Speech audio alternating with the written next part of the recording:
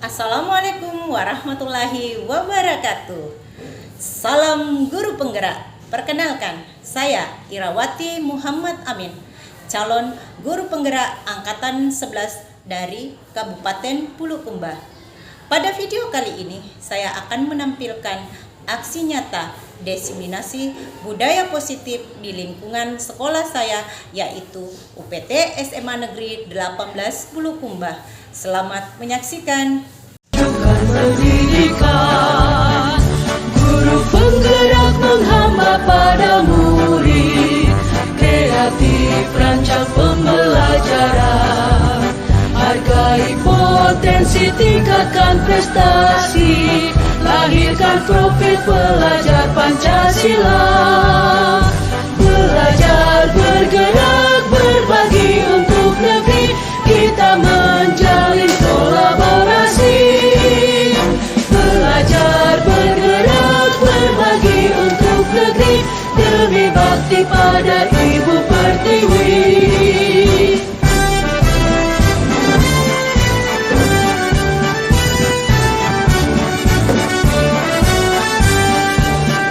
Bulatkan tekad, kuatkan hati, negeri ini memanggilmu kawan. Belajar, bergerak, berbagi untuk negeri, guru penggerak majukan pendidikan. Guru penggerak menghamba pada murid, kreatif rancang pembelajaran, hargai potensi, tingkatkan prestasi, lahirkan profil pelajar Pancasila. Belajar, bergerak, berbagi untuk negeri, kita menjalin kolaborasi. Belajar, bergerak, berbagi untuk negeri, demi bakti pada Ibu Pertiwi. Belajar, bergerak, berbagi untuk negeri, kita menjalin kolaborasi. Belajar, bergerak, berbagi untuk negeri, demi bakti pada Ibu Pertiwi. Demi bakti pada Ibu Pertiwi. Assalamualaikum warahmatullahi wabarakatuh. Waalaikumsalam warahmatullahi wabarakatuh. Yang saya hormati Bapak, Ibu Guru, dan staf tata usaha UPT SMA Negeri 18 Bulukumba beserta siswi SMA Negeri 18 Bulukumba yang saya cintai. Izinkan saya terlebih dahulu menyampaikan sebuah pantun. Bapak Ibu boleh menjawab dengan kata cakep. Cakep. Belum Pak. Ada meja terbuat dari baja. Tak terlihat ada paku. Sebelum presentasi dibuka, izinkan aku memberi salam. Assalamualaikum warahmatullahi wabarakatuh. Waalaikumsalam warahmatullahi wabarakatuh. Puji syukur atas nikmat yang Tuhan limpahkan sehingga kita dapat berkumpul dalam keadaan sehat walafiat di tempat yang sangat mubarakah ini. Terima kasih saya ucapkan kepada Bapak, Ibu Guru, dan staf tata usaha yang telah meluangkan waktunya untuk menghadiri penyebaran pemahaman budaya positif yang saya lakukan sebagai salah satu pemenuhan tugas saya, Irawati Muhammad Amin, calon guru penggerak angkatan 11 dari UPT SMA Negeri 18 Bulukumba. Namun sebelum saya memulai, terlebih dahulu kita mengucapkan berdoa bersama dengan pembacaan basmalah bersama. Bismillahirrahmanirrahim. Baik Bapak Bu, untuk mengefisienkan waktu terkait dengan penyebaran pemahaman budaya positif hari ini, untuk memunculkan aura positif pada pagi hari ini, saya ingin minta kesediaan Bapak Ibu untuk mengikuti sebuah permainan. Silahkan Bapak Ibu untuk berdiri sejenak, berhadapan dengan Bapak Ibu yang ada di samping Bapak Ibu di sebelahnya. Sederhana saja Pak Bu, yang kita lakukan hanya bertatapan selama 30 detik. Senyum saja Bapak Ibu, senyum, tatap mata teman yang ada di sebelahnya, senyum, Tatap mata, tidur. Mulai. saya rasa ya, terima kasih Pak. Saya mulai dengan hitungan 1, 2, 3. 1. Senyum Bapak Ibu, silakan senyum sampai kelihatan giginya. Saya yakin dari awalnya merasa tidak ikhlas, akan ikhlas dengan sendirinya. Silakan Bapak Ibu. Iya baik, mau kemana? Jangan gimana gitu, lah. Mesti nyuki. Jangan bilang ini tadi.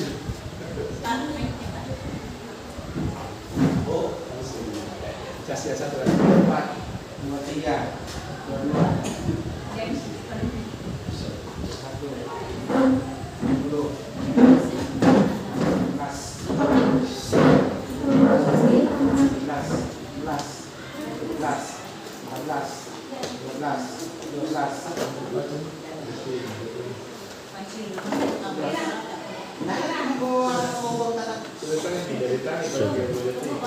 Oh ini.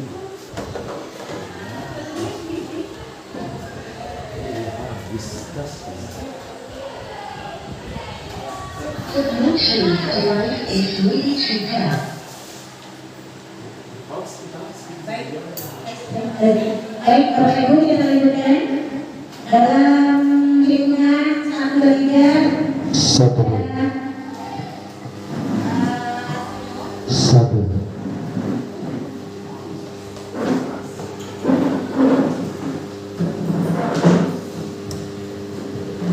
Baik, dilanjutkan.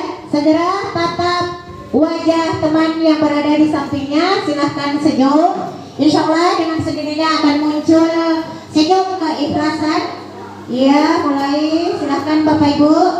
Jangan tatap bibir temannya ya, tapi tatap wajah teman. Iya, bagaimana Bapak Ibu? Sudah berasa aura positifnya? Nah, inilah yang akan Bapak Ibu lakukan jikalau sedang mengajar di kelas. Memunculkan aura positif terlebih dahulu sebelum kita mengajar. Ya, senyum-senyum baik, silakan. Aplaus untuk kita semua. Silakan Bapak Ibu duduk kembali.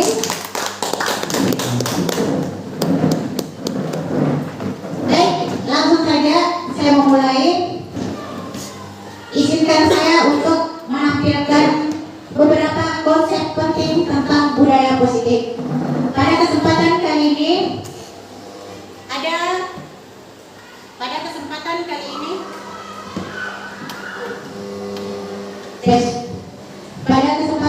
ini ada 6 poin yang ingin saya sampaikan, yaitu yang pertama, disiplin positif, motivasi perilaku manusia, keyakinan kelas, kebutuhan dasar manusia dan posisi kontrol guru, serta segitiga restitusi.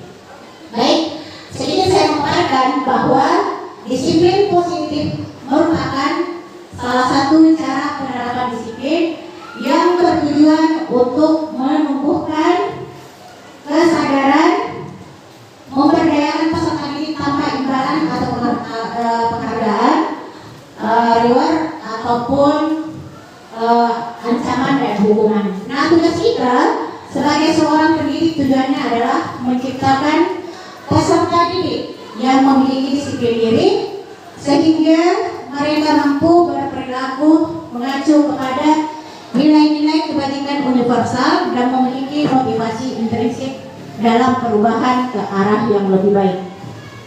Baik Bapak Ibu, sedikit saya memberikan gambaran bahwa nilai-nilai kebajikan sekarang sudah terkapar pada profil pelajar Pancasila yang mana terdiri dari 6 elemen. Mungkin Bapak Ibu bisa memberikan gambaran tentang profil pelajar Pancasila. Silahkan ajukan tangan.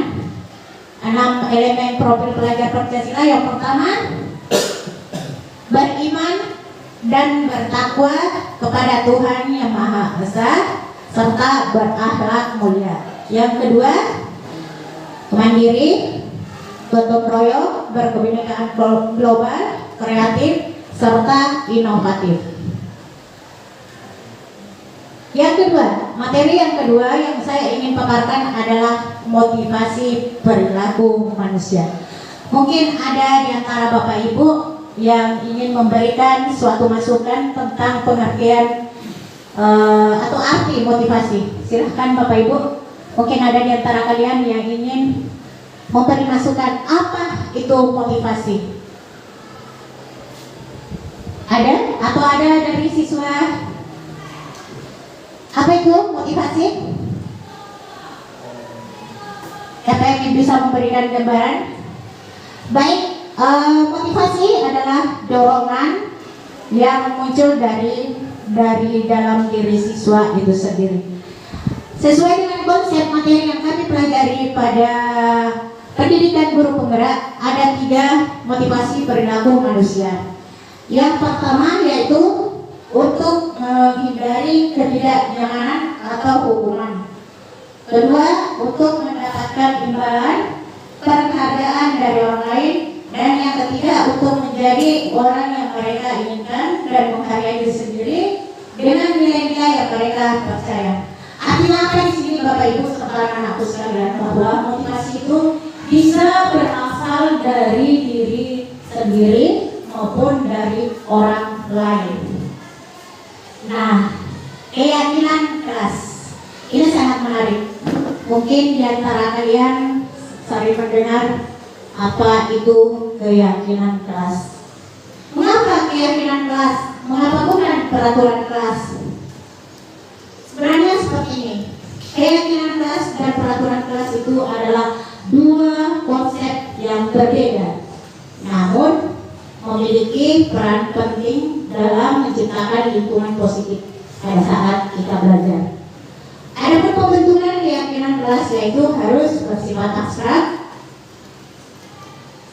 berupa pernyataan universal, dibuat dalam pernyataan positif, sedikit saja agar mudah diingat, sesuai dengan kondisi kelas, dan semua warga sekolah atau warga kelas dilibatkan sampai membuat keyakinan kelas. Artinya apa? Semua warga di sekolah harus dilibatkan. Karena apa? Agar nantinya jikalau siswa melakukan kesalahan, tidak serta-merta lagi bertanya bahwa apa kesalahan saya, kenapa saya mesti dihukum seperti ini. Karena awalnya kan ada keyakinan kelas, ada peraturan kelas yang telah disepakati oleh guru dan siswa.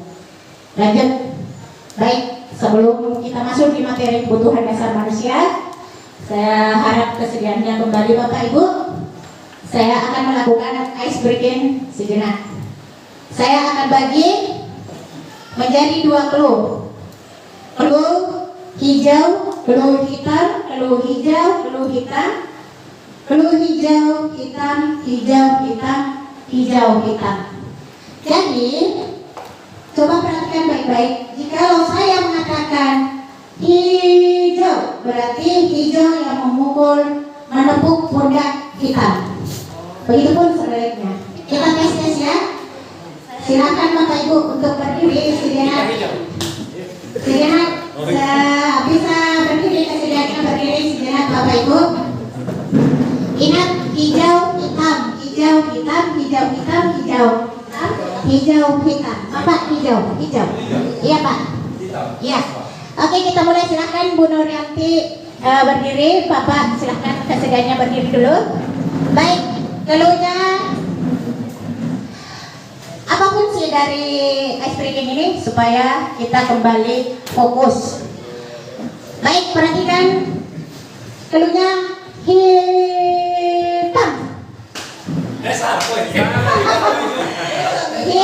Kita yang menepuk pundak hijau. Kalau saya mengatakan hijau berarti hijau menepuk pundak kita. Oke. Baik, saya ulangi. Lalunya. Baik, Ibu. Iya Pak. Bu Risma hijau, Pak Acil hitam. Jadi keluarnya kalau saya mengatakan hijau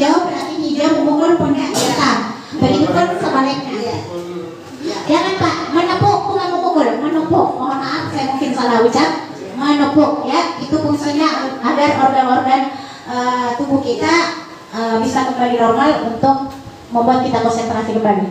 Baik, dengarkan baik-baik. Keluarnya hitam.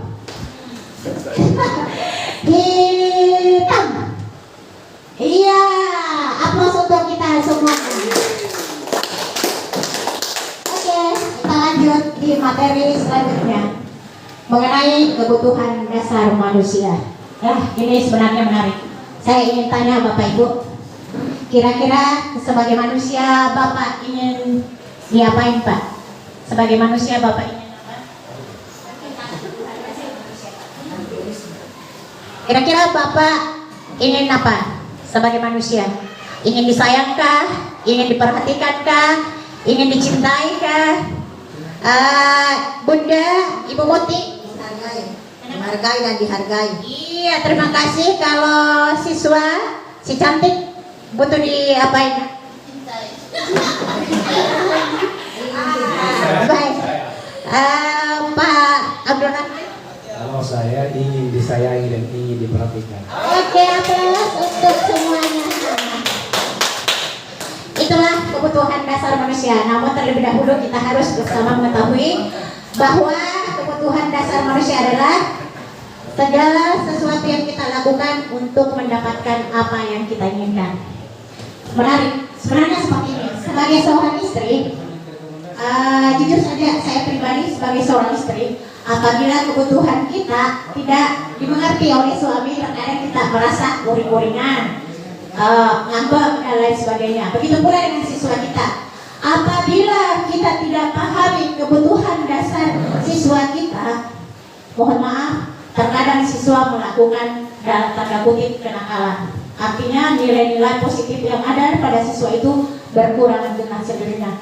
Nah, itulah sebabnya Bapak Ibu kita harus mengetahui terlebih dahulu kebutuhan dasar siswa kita.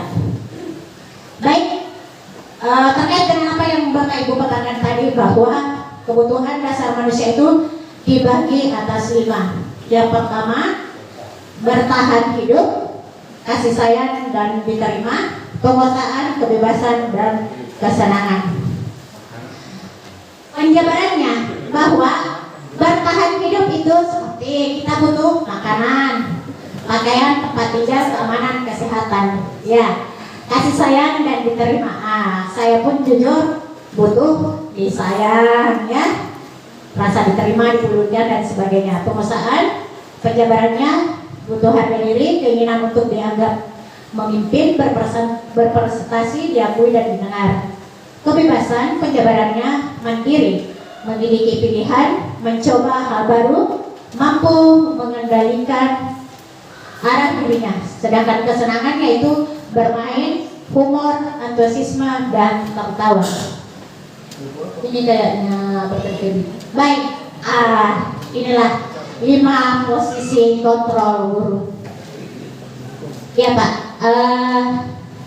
baik Bapak Ibu, jujur saja posisi kontrol ini sebelum saya mengikuti pendidikan guru penggerak, saya adalah contoh salah satu guru yang begitu mendapati siswa melakukan kesalahan langsung mencas atau memberikan hukuman kepada siswa. Padahal hal itu tidak seefisien. Baik, 5 posisi kontrol guru kita. Yang pertama adalah sebagai penghukum, membuat merasa bersalah, sebagai teman, sebagai pemantau dan sebagai pengajar. Ini sangat menarik.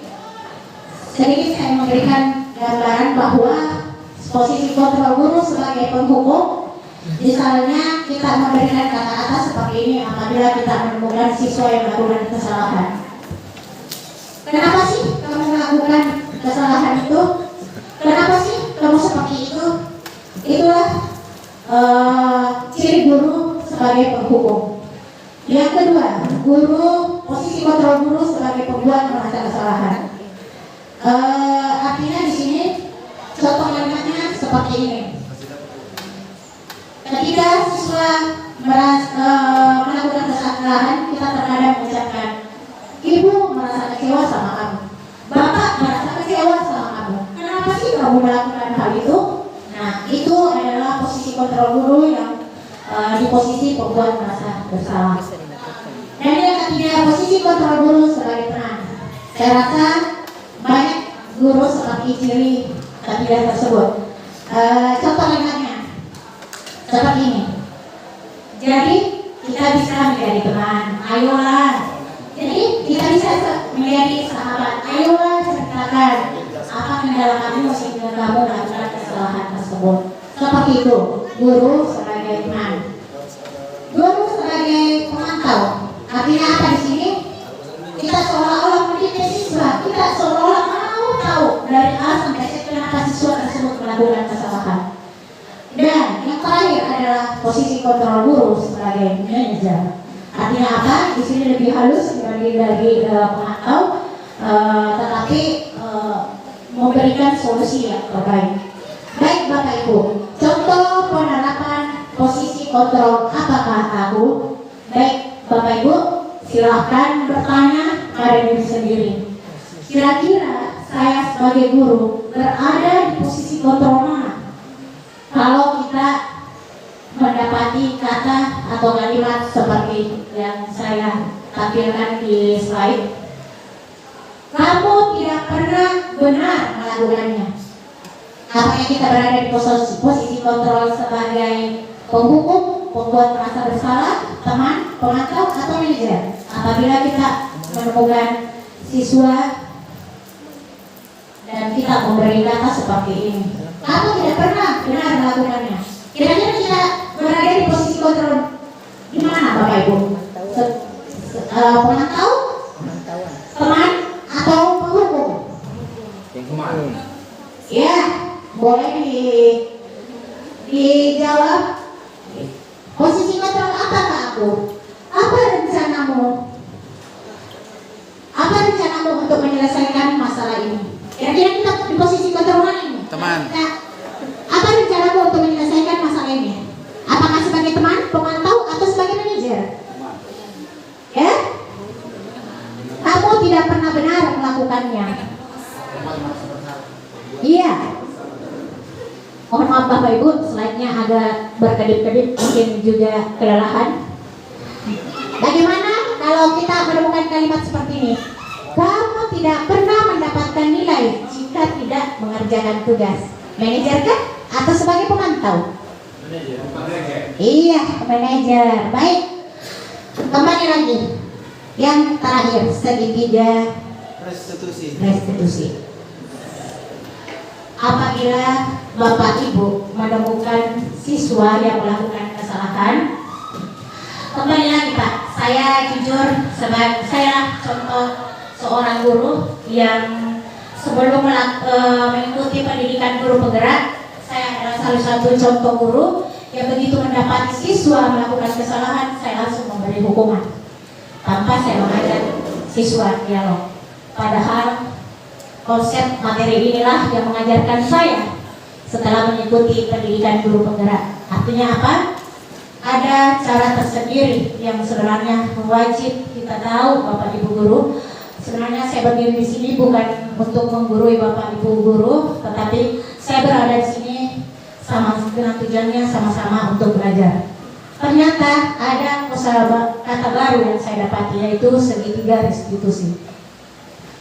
Segitiga restitusi suatu proses dialog yang dijalankan oleh guru agar dapat menghasilkan murid yang mandiri dan bertanggung jawab. Nah, segitiga restitusi ini Pak dilakukan apabila ada siswa yang melakukan kesalahan. Kita jangan langsung menghukumnya, tetapi melakukan langkah dengan 3 cara, yaitu yang pertama, menstabilkan identitas. Berdasarkan prinsip membuat kesalahan adalah bagian dari proses pembelajaran. Misalnya, Pak Rahman menemukan siswa yang membuat kesalahan.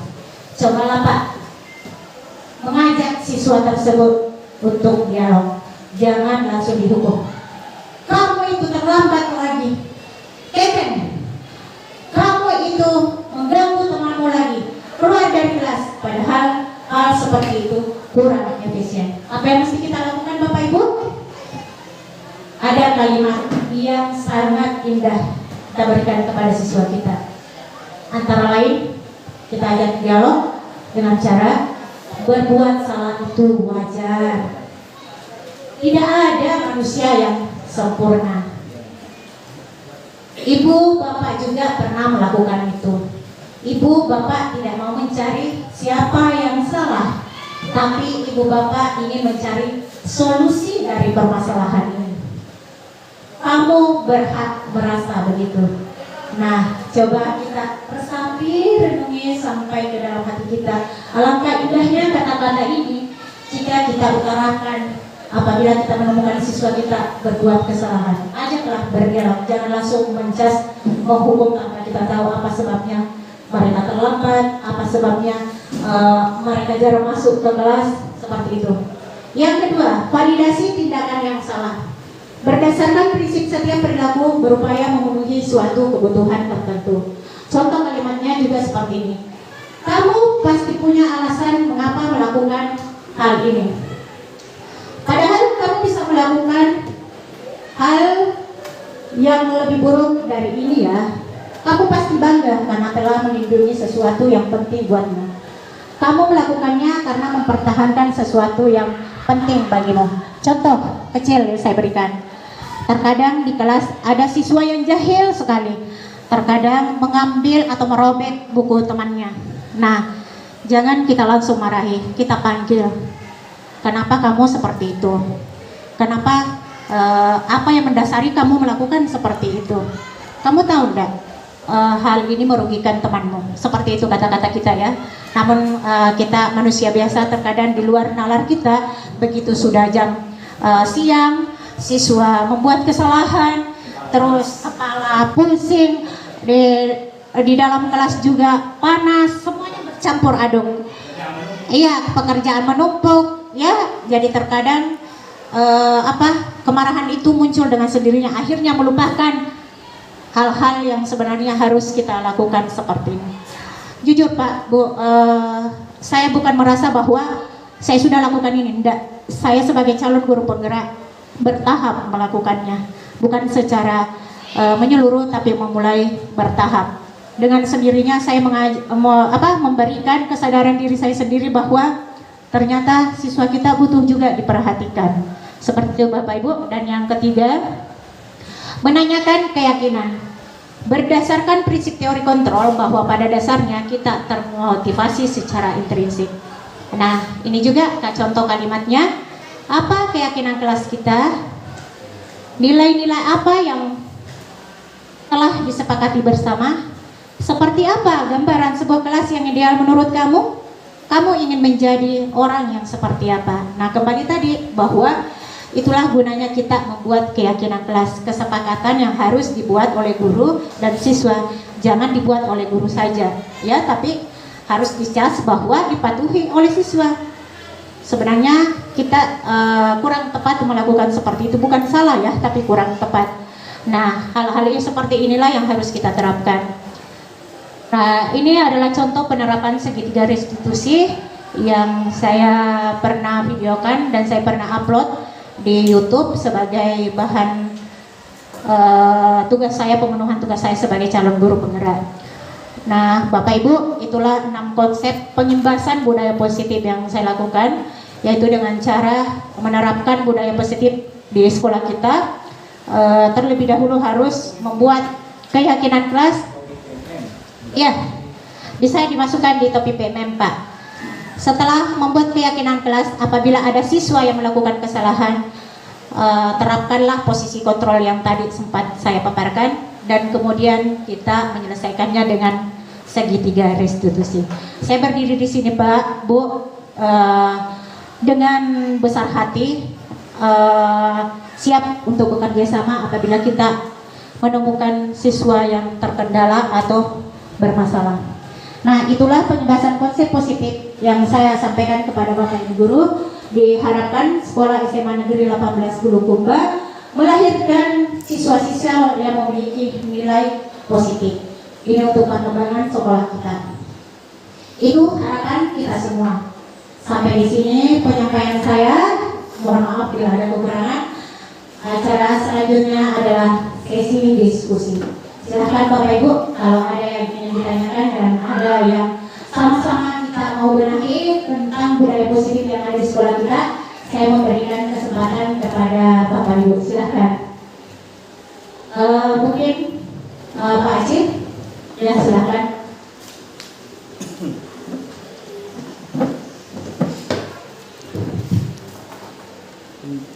Duduk saya, enggak apa-apa. Tadi dalam pimpinan layar bahwa salah satu ciri keyakinan kelas adalah itu bersifat abstrak, Bu. Ya, mohon penjelasan dari Ibu Irawati. Terima kasih.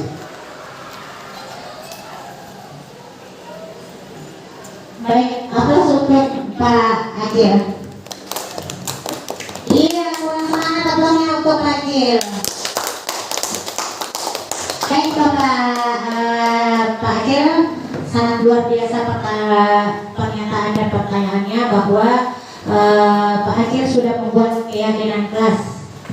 Yang mana keyakinan kelas itu apa Pak Acil? Boleh diutarakan bahwa Salah satu poin yang kami sepakati itu Bu adalah salat duhur secara berjamaah, itu satu.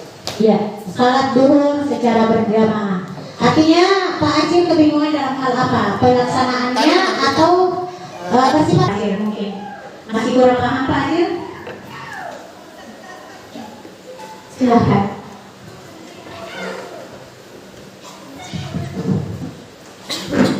Terima kasih banyak Bu atas pemaparannya dari Ibu Irawati.